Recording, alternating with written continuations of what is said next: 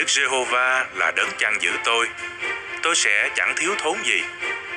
Tôi ở trong Ngài, Ngài biết tôi và yêu tôi như chính Ngài. Ngài chăm nom tôi ngày đêm và Ngài cung cấp cho tôi mọi thứ cần dùng. Tôi sẽ sống mà không thiếu gì vì Ngài luôn chăm sóc cho tôi. Không điều gì có thể ngăn cách tôi khỏi tình yêu của Ngài.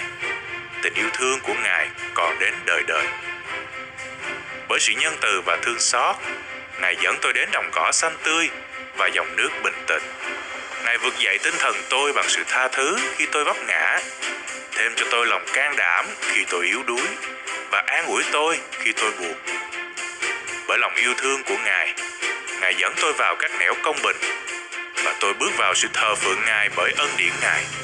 Thật phước hạnh khi tôi được Ngài chăn dắt. Với sự can đảm vững vàng, tôi đi qua trũng của bóng sự chết. Tôi sẽ không ở lại nơi tối tăm này, bởi vì đây chỉ là đoạn đường dẫn tôi đi đến nguồn phước hạnh.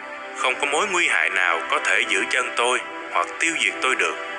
Vì vậy mà tôi sẽ không hề sợ hãi. Khi người chăn của tôi ở cùng tôi, thì có ai có thể chống lại tôi được? Với thẩm quyền của một vị vua, Ngài dùng cây trượng và cây gậy để bảo vệ tôi khỏi mọi nguy hiểm. Những kẻ thù xấu xa đe dọa mạng sống của tôi cùng sự tối tăm, đôi khi khiến tôi bối rối và sợ hãi.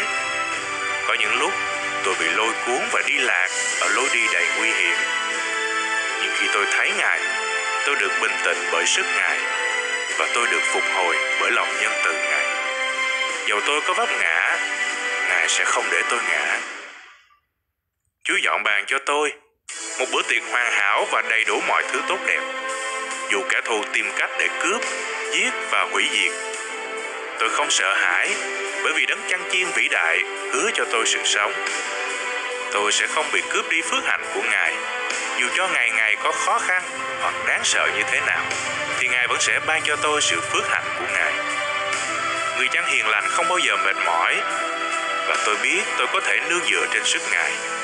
Ngài xức dầu cho đầu tôi bằng dầu chữa lành, bảo vệ, và bởi đó Ngài làm dấu trên tôi cho riêng Ngài.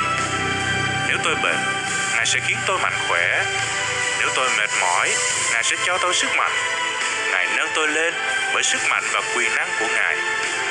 Trên hành trình này, từ đồng cỏ xanh tới đến suối nước bình tĩnh, và từ trũng tối tăm đến nơi phước hạnh và trở lại, tôi không bao giờ bị bỏ lại một mình. Người chăn của tôi ở cùng tôi. Phước hạnh và sự thương xót của Ngài sẽ theo tôi suốt cuộc đời tôi. Cuối cùng, chúng tôi sẽ ở trong ngôi nhà tuyệt vời, trong vương quốc toàn hảo của Ngài, là nơi tôi sẽ nhận lãnh phước hạnh mãi mãi. Vâng, tôi sẽ sống với người chăn vĩ đại của tôi đời đời.